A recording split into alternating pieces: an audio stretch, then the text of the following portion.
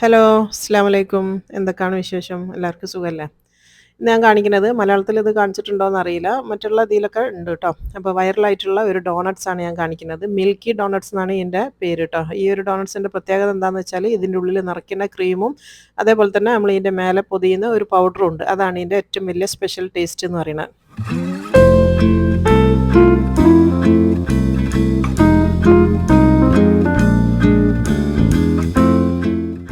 ഈ ഒരു milky doughnuts ഉണ്ടാക്കാൻ വേണ്ടിയിട്ട് ഞാനിത് അവിടെ ഒരു പാത്രം എടുത്ത് വെച്ചാണ്. അതിലേക്ക് ഒരു 4 കപ്പ് മൈദയാണ് ഞാൻ എടുക്കുന്നുണ്ട്. ഞാൻ കുറച്ച് കൂടുതൽ ഉണ്ടാക്കുന്നുണ്ട്. അപ്പോൾ 4 കപ്പ് പൊടിൻ്റെ അളവാണ് പറയണത്. 4 കപ്പ് മൈദപ്പൊടി ഞാനിത് പാത്രത്തിൽ ഇട്ട് കൊടുത്താണ്. അതിലേക്ക് ഇനി ഇട്ട് കൊടുക്കേണ്ടത് ഇതേ ഇതിൽ തന്നെ 1 ടേബിൾ സ്പൂൺ ഇൻസ്റ്റൻറ്റ് ഈസ്റ്റ് ചേർത്ത് കൊടുത്താണ്. പിന്നെ അതാ ആ ടേബിൾ സ്പൂൺ തന്നെ ഒരു 4 ടേബിൾ സ്പൂൺ പഞ്ചസാര ചേർത്ത് കൊടുക്കുക. 4 ടേബിൾ സ്പൂണാണ്. 4 കപ്പിന് 4 ടേബിൾ സ്പൂൺ പഞ്ചസാര. പിന്നെ വേണ്ടത് മുട്ടയാണ്. ഒരു 2 മുട്ട എടുത്തിട്ടുണ്ട്. 2 കപ്പ് പൊടി എടുക്കുകയാണെങ്കിൽ 1 മുട്ട എന്നുള്ള കണക്കെടുത്താൽ മതി. പിന്നെ അതാ ഒരു 3/4 ടീസ്പൂണോളം ഉപ്പ് ചേർത്ത് കൊടുക്കുന്നുണ്ട്. ഉപ്പ് ഞാനൊരു സൈഡിൽ ചേർത്തിട്ട് ജസ്റ്റ് ഒന്ന് മിക്സ് ചെയ്ത് കൊടുക്കുന്നുണ്ട്. ഇനിയിപ്പോൾ ഇതിലേക്ക് ചേർത്ത് കൊടുക്കേണ്ടത് അടുത്തത് പറഞ്ഞാൽ വെനില എസൻസ്. ഒരു ഫ്ലേവറിന് വേണ്ടിയിട്ട് വെനില എസൻസ് 1 ടീസ്പൂൺ ചേർത്ത് കൊടുത്തിട്ടുണ്ട്. ഞാൻ ആ മുട്ടൻ്റെ മേലെ തന്നെയാണ് ചേർത്തത്. ഇനിയിപ്പോൾ ഇതാ 1 കപ്പ് വെള്ളം എടുത്തിട്ടുണ്ട്. വെള്ളം എടുക്കുന്ന സമയത്ത് എപ്പോഴും ചോദിക്കലുണ്ട് പച്ചവെള്ളമാണോ ചൂടുവെള്ളമാണോ എന്നൊക്കെ. പച്ചവെള്ളമാണ് ഒഴിച്ച് കൊടുത്തത്. ചൂടുവെള്ളമാണെങ്കിൽ ഞാൻ പ്രത്യേകം പറയലുണ്ട് കേട്ടോ. ഇനിയിപ്പോൾ ഇതാ ഇതൊന്ന് നമുക്ക് കുഴച്ചെടുക്കാം. ഈ ഒരു കപ്പ് പൊടിയും ഈ ഒരു മുട്ടയൊക്കെ ഉള്ളതുകൊണ്ട് തന്നെ ഓൾമോസ്റ്റ് റെഡി ആയിരിക്കും ഈ ഒരു കണക്ക് എന്ന് പറയുന്നത് കേട്ടോ. 4 കപ്പ് പൊടിക്ക് നമുക്ക് ഭയങ്കര ലൂസായിട്ടല്ല അത് കുഴച്ചെടുക്കേണ്ടത്. നമ്മൾ ചപ്പാത്തിക്കൊക്കെ കുഴക്കുന്ന ഒരു പാകത്തിലാണ് കുഴച്ചെടുക്കേണ്ടത്. ഇപ്പോൾ ഞാനൊരു 2 ടീസ്പൂൺ കൂടെ വെള്ളം ചേർത്ത് കൊടുക്കുന്നുണ്ട്. പോരാന്ന് തോന്നിയോണ്ട് കേട്ടോ. ഒന്ന് സോഫ്റ്റായി വരാൻ വേണ്ടി 2 ടീസ്പൂൺ കൂടെ ചേർത്ത് കൊടുത്തിട്ടുണ്ട് എക്സ്ട്രാ. അപ്പോൾ 1 കപ്പ് പ്ലസ് 2 ടീസ്പൂണാണ് വെള്ളം ഞാൻ ചേർത്തത്. അതിൽ ഈ വെള്ളത്തിൻ്റെ അളവിൽ മാത്രം ചെറിയൊരു വ്യത്യാസം ഉണ്ടാവും കേട്ടോ. ചെറിയ വ്യത്യാസം. അപ്പോൾ അത് നന്നായിട്ട് കുഴച്ചെടുത്തിട്ടുണ്ട്. ഇതിൻ്റെ ഒരു പാകം ഞാൻ കാണിച്ചു തരാം. അപ്പോൾ ഇത് കണ്ടില്ലേ, നമ്മളൊരു ചപ്പാത്തിൻ്റെ മാവ് കുഴക്കുന്ന അതേ രീതിയിലാണ് ഞാൻ കുഴച്ചെടുത്തത്. ഭയങ്കര സ്റ്റിക്കി പാകമോ ഒന്നുമല്ല. നല്ല സോഫ്റ്റായിട്ട് നമ്മൾ ചപ്പാത്തിക്കൊക്കെ കുഴക്കുന്ന പോലെ കുഴച്ചെടുത്തിട്ടുണ്ട്. ഇങ്ങനെ കുഴച്ച് കഴിഞ്ഞതിൻ്റെ ശേഷം നമ്മൾ ഇതിലേക്ക് ലാസ്റ്റ് ചേർത്ത് കൊടുക്കുന്നത് അൺസോൾട്ടഡ് ബട്ടറാണ് കേട്ടോ. ഉപ്പില്ലാത്ത ബട്ടർ ഒരു 2 ടേബിൾ സ്പൂൺ എടുക്കണം. പിന്നെ ബട്ടർ മെൽറ്റ് ചെയ്തിട്ട് ചേർക്കരുത്. ഇങ്ങനെ റൂം ടെമ്പറേച്ചറിലാക്കിയതിന് ശേഷം മാത്രം തേച്ച് കൊടുക്കുക കേട്ടോ. എന്നിട്ട് ഇതാ ഒരു 10 മിനിറ്റും കൂടെ ഇത് നന്നായിട്ട് കുഴച്ചെടുക്കുക. നല്ല സോഫ്റ്റ് ആകുന്ന വരെ കുഴച്ചെടുക്കണം. അപ്പോൾ ഇതിങ്ങനെ ഞാനിപ്പോൾ മെഷീനിൽ കുഴക്കുന്നതുകൊണ്ട് ആദ്യം ഇത് ഇതിൽ ചേരാത്ത പോലെ തോന്നും. കുറച്ച് സമയം എടുത്തിട്ട് കുഴക്കുന്ന സമയത്ത് നന്നായിട്ട് ഇതിൻ്റെ ഈ ഒരു മാവിലേക്ക് ഈ ഒരു ബട്ടർ നന്നായിട്ട് ബ്ലെൻഡായിട്ട് നല്ല സ്മൂത്തായിട്ട് വരും കേട്ടോ. അതുവരെ ഇത് കുഴച്ചെടുക്കണം. കൈ വെച്ച് കുഴക്കുകയാണെങ്കിലും അതേപോലെ തന്നെ ആ ഒരു ബട്ടറൊക്കെ ഫുള്ളായിട്ട് മെൽറ്റ് ആകുന്ന വരെ കുഴച്ചെടുക്കുക. അപ്പോൾ അത് നന്നായിട്ട് കുഴച്ചെടുത്തിട്ടുണ്ട്. ഇതിപ്പോൾ കണ്ടില്ലേ, ഈ ഒരു രീതിയിലാണ് കുഴച്ചെടുത്തത്. ഇതിൻ്റെ പാത്രമൊക്കെ നല്ല ക്ലീൻ ആയിട്ടുണ്ട്. നല്ല സോഫ്റ്റായിട്ട് നമ്മൾ മാവ് കുഴച്ചെടുത്ത്. അപ്പോൾ ഇതിൻ്റെ ഒരു ഭാഗം കണ്ടല്ലേ, ഭയങ്കര സ്റ്റിക്കിയോ അല്ലെങ്കിൽ ഭയങ്കര ഹാർഡോ ഒന്നുമല്ല. നല്ല സോഫ്റ്റായിട്ടാണ് ഇത് കുഴച്ചെടുത്തത്. ഈ ഒരു പാകത്തിലാണ് കുഴച്ചെടുക്കേണ്ടത്. അപ്പോൾ ഡോണട്ട്സ് ഉണ്ടാക്കുമ്പോൾ എപ്പോഴും ശ്രദ്ധിക്കേണ്ടതെന്ന് വെച്ചാൽ മാവ് കുഴക്കലിലാണ് ഇതിൻ്റെ ഒരു പ്രധാനപ്പെട്ട ഒരു സ്റ്റെപ്പ് എന്ന് പറയുന്നത്. നന്നായിട്ട് കുഴച്ചാൽ മാത്രമാണ് ഡോണട്ട്സ് നന്നായിട്ട് വരുള്ളൂ. അപ്പോൾ അതാ കുഴച്ച മാവ് ഇതാ നമ്മളിനിയിപ്പം റെസ്റ്റ് ചെയ്യാനൊന്നും വെക്കൂല കേട്ടോ. ഇത് കുഴച്ച ഉടനെ തന്നെ നമ്മൾ ചെയ്യേണ്ടത് എന്താണെന്ന് വെച്ചാൽ ഞാനിപ്പോൾ ഇങ്ങനത്തെ ഒരു പാച്ച്മെൻറ്റ് പേപ്പർ എടുത്തിട്ടുണ്ട്. ഇനിയിപ്പോൾ നിങ്ങളടുത്ത് ഇങ്ങനത്തെ പാച്ച്മെൻറ്റ് പേപ്പർ ഇല്ലയെന്നുണ്ടെങ്കിൽ ബട്ടർ പേപ്പർ ആയാലും മതി. ഇനി അതും ഇല്ലയെന്നുണ്ടെങ്കിൽ അലുമിനിയം ഫോയിൽ ആയാലും മതി കേട്ടോ. അത് ഞാൻ ചെറിയ ചെറിയ സ്ക്വയർ ആയിട്ടൊന്ന് മുറിച്ച് കൊണ്ടുവന്നിട്ടുണ്ട്. എന്നിട്ട് നമ്മൾ ആ ഒരു ഡോണട്ട്സ് വെക്കാൻ വേണ്ടിയിട്ട് ഒരു പ്ലേറ്റിലേക്ക് ഇതിങ്ങനെ ഓരോന്നും വെക്കുക കേട്ടോ. ഈ ബട്ടർ പേപ്പറിൻ്റെ മേലെ വെക്കുകയാണെങ്കിൽ സുഖമാണ് നമുക്ക് എടുക്കാൻ വേണ്ടിയിട്ട്. അതിന് വേണ്ടിയിട്ടാണ് അങ്ങനെ ചെയ്യുന്നത്. ഇനിയിപ്പോൾ നമ്മൾ ആ കുഴച്ച് വെച്ച മാവ് കൗണ്ടർ ടോപ്പിലേക്ക് ഇട്ട് കൊടുക്കുക. എന്നിട്ട് ഇതിനെ ഒന്നും കൂടെ കൈ കൊണ്ടൊന്ന് ഷേപ്പ് ചെയ്തെടുക്കുക കേട്ടോ. ഇതിനെ നമ്മൾ ഉരുട്ടിയിട്ട് ഓരോ ബോൾസ് ആക്കാൻ വേണ്ടിയിട്ടാണ്. നന്നായിട്ടൊന്ന് ഷേപ്പ് ചെയ്തെടുക്കുക. അപ്പോൾ ഒരേ സൈസിലുള്ള ബോൾസ് ആയിരിക്കണം. അതിനാണ് നമ്മളിങ്ങനെ ഷേപ്പ് ചെയ്യണം എന്ന് പറയുന്നത്. എന്നിട്ട് ഞാൻ അതിൻ്റെ സെൻറ്റർ ഒന്ന് മുറിച്ച് കൊടുക്കുന്നുണ്ട്. എത്ര വലുപ്പത്തിലുള്ള ഡോണട്ട്സ് ആണോ നമുക്ക് വേണ്ടി ആ ഒരു വലുപ്പത്തിലുള്ള ഉരുള എടുക്കണം. അപ്പോൾ നല്ല ചെറിയ ഡോണട്ട്സ് അല്ല ഉണ്ടാക്കുന്നത്. ഞാൻ ഷോപ്പിലൊക്കെ കിട്ടുന്ന അതേ വലുപ്പത്തിലുള്ള ഡോണട്ട്സ് ആണ് ഞാനിപ്പോൾ ഉണ്ടാക്കുന്നത് കേട്ടോ. അപ്പോൾ ആ ഒരു ഭാഗം എടുത്തിട്ട് ഒന്നും കൂടെ ഒന്ന് ഉരുട്ടിയിട്ട് ഒരേ ഷേപ്പാക്കി എടുക്കുന്നുണ്ട്. ഒരേ വലുപ്പത്തിലുള്ള ഉരുളകളായിട്ട് നമുക്കിത് മുറിച്ചെടുക്കാം കേട്ടോ. ഓരോ പീസും എല്ലാ ഉരുളയും ഒരേ സൈസായിരിക്കണം. അതിന് വേണ്ടിയിട്ടാണ് നമ്മളിങ്ങനെ കട്ട് ചെയ്യണത്. എന്നിട്ട് കൈ കൊണ്ട് നോക്കുക എല്ലാം ഒരേ സൈസല്ലേ എന്നുള്ള. അതിനനുസരിച്ച് അങ്ങോട്ടും ഇങ്ങോട്ടും ഒക്കെ കൂട്ടിയും കുറയ്ക്കുകയൊക്കെ ചെയ്യണമെങ്കിൽ അങ്ങനെ കുറച്ചെടുക്കുക. എന്നിട്ട് ഓരോ ബോൾസും നന്നായിട്ട് ഇങ്ങനെ ഷേപ്പ് ചെയ്തെടുക്കുക. അപ്പോൾ തീരെ സ്ക്രാച്ച് ഉണ്ടാവാൻ പാടില്ല. ഉരുട്ടുമ്പോൾ ശ്രദ്ധിക്കുക. ബോൾസ് ആക്കുന്ന സമയത്ത് സ്ക്രാച്ച് ഉണ്ടാക്കി കഴിഞ്ഞാൽ നമ്മൾ പൊരിക്കുന്ന സമയത്ത് അതിങ്ങനെ വിണ്ട് കീറി വരും. അപ്പോൾ അതുകൊണ്ട് തന്നെ നന്നായിട്ട് ഉരുട്ടിയെടുക്കണം, സ്ക്രാച്ച് ഇല്ലാണ്ട് കേട്ടോ. അപ്പോൾ അടിഭാഗത്തൊക്കെ സ്ക്രാച്ച് ആയിട്ട് തോന്നുകയാണെങ്കിൽ നല്ലോണം അമർത്തി നന്നായിട്ട് ഉരുട്ടിയെടുക്കുക. ഇങ്ങനെ ഓരോ ബോൾസും ഉണ്ടാക്കിയതിന് ശേഷം നമ്മളിപ്പോൾ റെഡിയാക്കി വെച്ചാൽ നമ്മളെ പാച്ച്മെൻറ്റ് പേപ്പർ ഇല്ല, ആ പേപ്പറിലേക്ക് കുറച്ച് പൊടിയിലൊന്ന് കോട്ട് ചെയ്തതിന് ശേഷം മൈദപ്പൊടിയിലൊന്ന് കോട്ട് ചെയ്തതിന് ശേഷം വെക്കുക. കാരണം ആവാണ്ടിരിക്കാൻ വേണ്ടിയിട്ടാണ് കേട്ടോ. അല്ലെങ്കിൽ സ്റ്റിക്ക് ആയി പോവും. അപ്പോൾ ആ ഒരു ഒട്ടിപ്പിടിക്കാണ്ടിരിക്കാൻ വേണ്ടിയിട്ട് എന്നും മൈദപ്പൊടിയിൽ കോട്ട് ചെയ്തിട്ട് ഓരോന്നും ആ ഷീറ്റിലേക്ക് ഇങ്ങനെ വെച്ച് കൊടുക്കുക. അപ്പോൾ എല്ലാ ഉരുളയും ഇതേപോലെ തന്നെ നന്നായിട്ട് ഷേപ്പ് ചെയ്തതിന് ശേഷം റൗണ്ടാക്കി ഷേപ്പ് ചെയ്തതിന് ശേഷം ഇതേപോലെ വെക്കുക. ഇപ്പോൾ അത് കംപ്ലീറ്റ് ഞാൻ മൊത്തത്തിൽ ഇങ്ങനെ ഒന്ന് ഷേപ്പ് ചെയ്ത് ഉരുട്ടി പൊടിയിലൊക്കെ മുക്കിയിട്ട് ഇങ്ങനെ വെച്ചിട്ടുണ്ട്. ഈ ഒരു അളവിൽ ഇതാ കംപ്ലീറ്റ് ഞാൻ ഉണ്ടാക്കി വെച്ചിട്ടുണ്ട് കേട്ടോ. 2 ട്രേയിലാക്കിയിട്ട് മുഴുവനായിട്ട് വെച്ചിട്ടുണ്ട്. ഇനിയാണ് നമ്മളിത് റെസ്റ്റ് ചെയ്യാൻ വേണ്ടി വെക്കണം കേട്ടോ. 1 മണിക്കൂറെങ്കിലും ഇതൊന്ന് റെസ്റ്റ് ചെയ്യാൻ വേണ്ടി വെക്കണം. മിനിമം 45 മിനിറ്റാണ്. 1 മണിക്കൂർ വെച്ചാൽ അത്രയും നല്ലത്. ഇതൊന്ന് നമ്മൾ ഓവൻ്റെ ഉള്ളിലൊക്കെ എവിടേക്കെങ്കിലും വെക്കുക. ഇപ്പോൾ ദാ 1 മണിക്കൂറിന് ശേഷമാണിത്. ഇപ്പോൾ നമ്മൾ ഉണ്ടാക്കി വെച്ച ബോൾസ് കണ്ടില്ലേ, നല്ല ഡബിൾ സൈസ് ആയിട്ട് വന്നിട്ടുണ്ട്. ഇനിയിപ്പോൾ ദാ എണ്ണ ചൂടാക്കാൻ വേണ്ടി വെച്ചിട്ടുണ്ട് കേട്ടോ. എണ്ണൻ്റെ ചൂട് എന്ന് പറഞ്ഞാൽ വളരെ ഇതായിരിക്കണം, ലോ ഹീറ്റ് ആയിരിക്കണം, തീരെ ചൂട് കൂടി പോകാൻ പാടില്ല കേട്ടോ. എന്നിട്ട് അതിലേക്ക് ഓരോ ബോൾസും ഇട്ട് കൊടുക്കുക. എണ്ണൻ്റെ തീ നന്നായിട്ട് ശ്രദ്ധിക്കണം, ചെറിയ ചൂടേ ഉണ്ടാവാൻ പാടുള്ളൂ കേട്ടോ. സിമ്മിലാക്കിയിട്ട് എണ്ണ ഒന്ന് ചൂടായി എന്ന് കണ്ടു കഴിഞ്ഞാൽ അപ്പം തന്നെ തീ നല്ല ചെറുതാക്കി വെക്കണം. എന്നിട്ട് ചെറിയ തീയിലിട്ടിട്ടാണ് നമ്മളിത് ഫ്രൈ ആക്കി എടുക്കേണ്ടത്. തീ കുറച്ചൊന്ന് കൂടിപ്പോയി കഴിഞ്ഞാൽ പുറം ഭാഗം നല്ല ക്രിസ്പി ആയിട്ട് വരും, ഉൾഭാഗം വേവാണ്ടും വരും കേട്ടോ. അതുകൊണ്ട് തന്നെ ചെറിയ തീയിലാണ് ഡോണറ്റ്സ് നമ്മൾ ഫ്രൈ ആക്കി എടുക്കേണ്ടത്.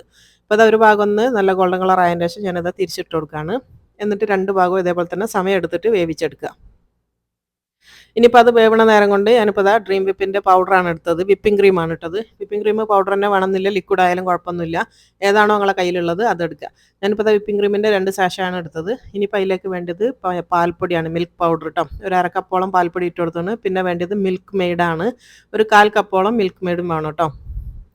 മധുരത്തിന് ആവശ്യമായിട്ടുള്ളത്. മധുരം നന്നായിട്ട് വേണമെന്നുണ്ടെങ്കിൽ കുറച്ചും കൂടെ കൂട്ടി കൊടുക്കേണ്ടി വരും. ഇതൊരു ഇളം മധുരമാണ്, ഒരു നോർമൽ മധുരമാണ്. ഇത് കറക്റ്റാണ്. ഇനിയിപ്പോൾ ഇത് കൂടുതൽ വേണമെന്നുണ്ടെങ്കിൽ കൂടുതൽ ചേർത്ത് കൊടുത്താൽ മതി.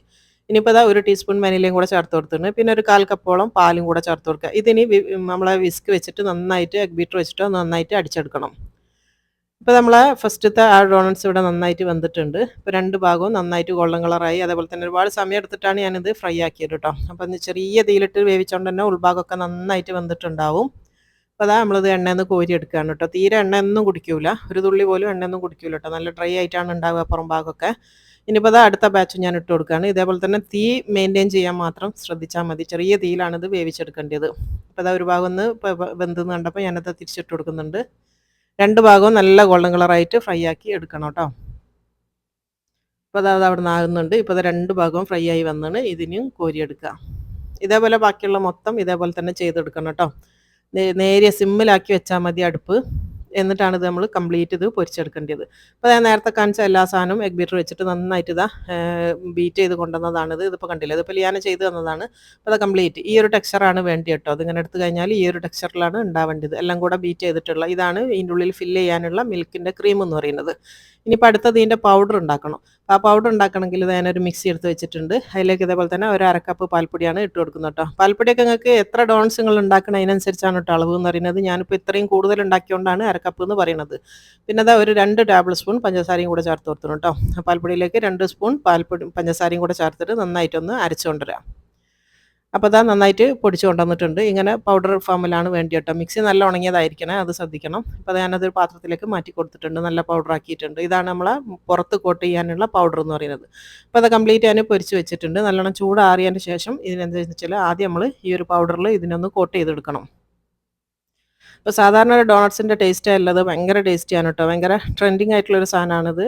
മറ്റുള്ള ഭാഷകളിൽ ഒരുപാട് ഉണ്ടാവും. ഇംഗ്ലീഷ് ഭാഷയിൽ നിങ്ങൾക്ക് യൂട്യൂബിൽ സെർച്ച് ചെയ്താൽ കാണാൻ വേണ്ടി പറ്റും. അപ്പോൾ അത് നന്നായിട്ടിത് ആ ഒരു പൗഡറിൽ നന്നായിട്ട് കോട്ട് ചെയ്തെടുക്കുക. ഈ ഒരു പുറത്തുള്ള പൊടി തന്നെ നല്ല ടേസ്റ്റാണ് തിന്നാൻ വേണ്ടിയിട്ട്. അതെല്ലാ ഇതും ഡോണറ്റ്സും നമ്മൾ ഇതേപോലെ തന്നെ ഒന്ന് കോട്ട് ചെയ്തെടുക്കണം. അതിൻ്റെ ഇങ്ങനെ കോട്ട് ചെയ്തതിന് ശേഷമാണ് നമ്മളിതിൽ മിൽക്ക് ക്രീം ഫില്ല് ചെയ്ത് കൊടുക്കേണ്ടത് കേട്ടോ.